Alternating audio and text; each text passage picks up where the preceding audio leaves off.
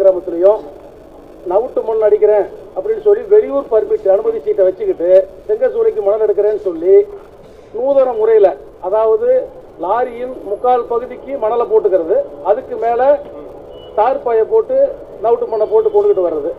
இது மாதிரி நூதன முறையில் உள்ளூர் திமுக நிர்வாகிகள், குறிப்பாக பெயரை சொல்ல வேண்டும் என்று சொன்னால் அந்த கரூர் கிழக்கு ஒன்றிய திமுகவினுடைய செயலாளர் திரு முத்துக்குமாரசாமி அவர்களுடைய பேர் ஆதரவோடு மாவட்ட பிரதிநிதி டிஎஸ்பி சுப்பிரமணியன் என்பவரும், ஒன்றியத்துடைய பொறுப்பாளர்கள் லட்சுமாபுரம் குணசேகரன், நெரூர் புதுப்பாளையத்தைச் சேர்ந்த விபிஎஸ் ராஜ்குமார், மாணவரணி சரவணன் போன்ற உள்ளூர் திமுக பிரமுகர்களுடைய துணையோடு பகல் மற்றும் இரவு நேரங்களில் வெகு ஜோராக இந்த மணல் திருட்டு நடைபெற்றுக் கொண்டிருக்கிறது. இவர் தான் 15 நாளைக்கு முன்னாடி கொடுத்த பேட்டி பார்த்தீங்க. இவர் கட்ட பஞ்சாயத்து பார்ட்டி. முதல்ல மணல் எல்லாம் லாரிக்காரங்கிட்ட பணம் கேட்டார், ஒன்றும் ஆகலை. ஏன்னா அது கடத்துறது பவர்ஃபுல்லான இடம், அதனால ஒன்றும் வழி இல்லை. அதனால் இந்த பேட்டி கொடுத்தார். நேற்று வலுவாக கவனிச்சிட்டாங்களாட்டிருக்குது. நேற்று வலுவாக கவனிச்சதுனால நேற்று யோக்கிய சிகாமணி நேற்று ஒரு பேட்டி கொடுத்தாரு. அந்த பேட்டியெல்லாம் உங்களுக்கு தெரியும்னு நினைக்கிறேன். அவர் சொல்கிறாரு, 300க்கும் மேற்பட்ட அடியாட்களை கூட்டிகிட்டு போனேன் நான் அப்படின்னு சொல்கிறாரு. எங்கள் ஒன்றிய செயலாளர் தங்கராஜ் யாரையோ தாக்கி ரத்த காயம் ஏற்படுத்தினாராம், அவர் ஹாஸ்பிட்டலில் இருக்கிறதாக சொல்கிறாரு. எல்லாமே செட்டப். இதெல்லாம் பண்ணிவிட்டு அதுக்கப்புறம் இவர் ஏதோ பேசிக்கிட்டு இருக்கார். அங்கே ஜாதி பற்றி பேச ஆரம்பிக்கிறார். மணல் கடத்தலுக்கும் இதுக்கு எந்த சம்மந்தம் இல்லை. நான் என்னுடைய பேட்டியை முழுமையாக நீங்கள் நேற்று போட்டையை கேட்டுக்கிப்பீங்க. இந்த மணல் கடத்தலை மூடி மறைக்கிறதுக்கு பார்ட்டி பதட்டப்பட்டுக்கிட்டு இருக்குது. அப்படியே இப்போ 4 மணிக்கு ப்ரெஸ் மீட்னு சொன்னேன். 5 மாட்டு வண்டியை ஓட்டிகிட்டு போய் போலீஸ் காவல் இருக்குது கூட. மாட்டு வண்டி கோயம்புத்தூர் ரோட்டில் அவுத்து விட்டு ரோடு சாலை மறியல் பண்ணிக்கிட்டு இருக்காங்க. ஏன்னா நம்மளை டைவர்ட் பண்ணுறாங்களா. ஏன்னா இதெல்லாம் மாட்டு வண்டி இப்போ என்ன நினைக்கிறாங்கன்னா, அவங்க ஜாதி கலவரத்தை உருவாக்கலாமா அப்படின்னு ஒரு முயற்சி பண்ணாங்க. அது நடக்கலை. எங்கூட எல்லா மக்களும் இருக்கிறாங்க, அது நடக்கலை.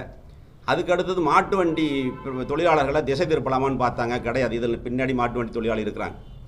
ஒரு காலத்துலேயும் நான் அவங்களுக்கு எகைன்ஸாக போனது கிடையாது. இதே மாதிரி தான் போன தடவை நாங்கள் ஆளுங்கட்சியாக இருந்தப்போ மாட்டு வண்டியில் உள்ளூர் தேவைகளுக்கு அள்ளிக்கிட்டு இருந்தாங்க. ராஜ்குமார்னு வேலாயுதம் பழத்துக்காரனை வச்சு ஒரு வழக்கு போட வச்சார். அது இவங்களுக்கெல்லாம் தெரியும், எல்லா மாட்டு வண்டிக்காரங்களுக்கும் தெரியும். இவங்களும் போய் பேசி பார்த்தாங்க. அவர் பணம் கேட்டார், வசூல் பண்ணி 5 லட்ச ரூபா பணம் கொண்டு கொடுத்தாங்க. அதுக்கப்புறம் அவர் வாபஸ் வாங்க மாட்டேன்ட்டார். இவர் சொல்லலை, அதனால் வாங்கலை. அதுக்கப்புறம் அதனால் மாட்டு வண்டிக்காரங்களை பூரா ஒன்று சேர்த்து தேர்தல் பிரச்சார கடைசி நாள் அன்றைக்கி ஒரு பிரச்சாரம் பண்ணார்.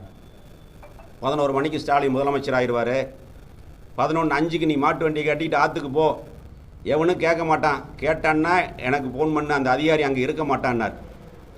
இன்றைக்கி அந்த தெம்பில் தான் லாரி கடத்தல் நடக்குது. 4.5 வருஷம் இல்லை, 4.25 வருஷம் காணாம். இப்போ இந்த 4.5 வருஷத்துக்கு அப்புறம் இப்போ ஞானோதயம் வந்த மாதிரி மாட்டு வண்டியை கேடயமாக வச்சுக்கிட்டு தினம் கோடிக்கணக்கான ரூபாய்க்கான கடத்தல் நடக்குது. இதுக்கு சம்பந்தமாக புகார் கொடுத்தா நேற்று ஃபோன் பண்ணோம், கலெக்டர் எடுக்கவே இல்லை. அதுக்கப்புறம் சுவிட்ச் ஆஃப் ஆயிடுச்சு. எஸ்பிக்கு ஃபோன் பண்ணோம், மீட்டிங்கில் இருக்கிறோம்னார். அதுக்கப்புறம் ஒரு தடவை எடுத்தார். அதுக்கப்புறம் ஃபோன் எடுக்கவே இல்லை. இப்போ கூட நான் எஸ்பிக்கு ஃபோன் பண்ணேன், என் ஃபோன் பிளாக்கில் இருக்குது, வேறு ஃபோனில் போட்டால் அடிக்குது. இப்போ ஐஜி சார்கிட்ட தான் ஃபோன் பண்ணி பேசினேன், கலெக்டர் ஃபோனை எடுக்கலை. இதுதான் இந்த ஊரில் இருக்கக்கூடிய சட்டம் ஒழுங்கு. ஒரு போலீஸ்காரர் ஓப்பனாக சொல்லிட்டார் அன்றைக்கே, சார் நாங்கள் ஒன்றும் பண்ண முடியாது, மேலேருந்து கூப்பிட்டு சொல்லிட்டாங்க, நாங்கள் எதுவும் பண்ண முடியாதுன்னு சொல்லி ஓப்பனாக சொல்லிட்டார். அதனால் மாட்டு வண்டி தொழிலாளர்களை தூண்டிவிட்டு அரசியல் ஆதாயம் தேடக்கூடிய இந்த சட்டமன்ற தொகுதியினுடைய சட்டமன்ற உறுப்பினர் இதெல்லாம் இந்த தடவை நடக்காது. எல்லாத்துக்கும் எல்லாம் தெரியும், புரியுதா? நீங்கள் கோடி கோடியாக கொள்ளையடிக்கிறதுக்கு மாட்டு வண்டிக்காரங்களை பயன்படுத்திக்கிட்டு இருக்கிறீங்க. நான் அமைச்சராக இருந்து பதவி முடியும் பொழுது சியா கமிட்டியில் மாட்டு வண்டியை அனுமதி சீட்டு போட்டு 105 ரூபா கொடுத்துட்டு மணல் இல்லாம்னு சொல்லி ஆர்டர் வாங்கி கொடுத்தவன் நான். கரூர் மாவட்டத்தில் 4 இடத்துல. அது டூப்ளிகேட்னு சொல்லிட்டீங்க. அதையும் அவங்க நம்பி தான் உனக்கு ஓட்டு போட்டு ஜெயிக்க வச்சாங்க. ஆனால் அதுக்கப்புறம் அதே சியா கமிட்டி ஆர்டரை கொண்டு போய் mini tipper, mini lorry, mini ஜேசிபின்னு போட்டு வாங்கிட்டு வந்துட்டு மணல் கடத்தல் எப்படி நடந்ததுன்னு உங்களுக்கு தெரியும். அது ஒரு வரை கடத்தி முடிஞ்சு போச்சு. அதுக்கப்புறம் இப்போ இந்த உள்ளூர் மாஃபியாக்கள் திமுகவில் இருக்கக்கூடியவங்க, நேற்றே பேரெலாம் கூட சொன்னேன், இந்த சட்டமன்றத்தினுடைய எம்எல்ஏவோட துணையோட முத்துக்குமார் ஒன்றிய செயலாளர், வேலுசாமி ஒன்றிய செயலாளர், மணல் mafia lottery mafia Pandian, Dharmaraj, இவங்க எல்லாம் தான் இந்த வேலை செய்கிறாங்க. தர்மராஜ் தான் லீட் பண்ணி நடத்துகிறவர். இதை திசை திருப்புறதுக்கு பல வேலைகள் நடந்துக்கிட்டு இருக்குது. நீங்கள் பார்த்தீங்க எங்கே ஒரு இடத்துல மாட்டு வண்டி இருக்குது அந்த வீடியோவில், பூரா இல்லை லாரி தான். நைட்டு அல்ல பகலில் ஒரு செட்டு ஓடுது, நைட்டில் இன்னொரு செட்டு ஓடிக்கிட்டு இருக்குது. இதெல்லாம் நீங்கள் பார்த்துங்க, யாரை வச்சு பேட்டி கொடுக்குறாங்க என்னங்கிறதெல்லாம். அதுக்கப்புறம் அவர் சொல்கிறார், எங்களை என்னமோ சிறைப்பிடிச்சு வச்சுட்டாரான். சிறைப்பிடிக்கிறதுக்கு என்ன இவருக்கு என்ன 2 கொம்பா இருக்குது சிறைப்பிடிக்கிறதுக்கு? நாங்களும் உள்ளூர் தான். சிறைப்பிடிக்கிறதுக்காக கிடையாது. 4 மணிக்கு போனால் 10:30 மணிக்கு தான் அங்கிருந்து கிளம்புனேன்.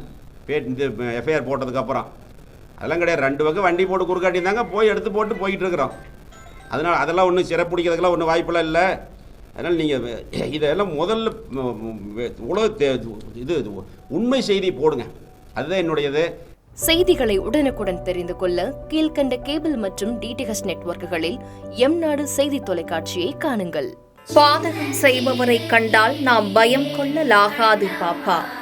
மோதி மிதித்து விடு பாப்பா, அவர் முகத்தில் உமிழ்ந்து விடு பாப்பா. அண்மை செய்திகளை உடனுக்குடன் தெரிந்து கொள்ள இணைந்திருங்கள் எம்நாடு தொலைக்காட்சியுடன்.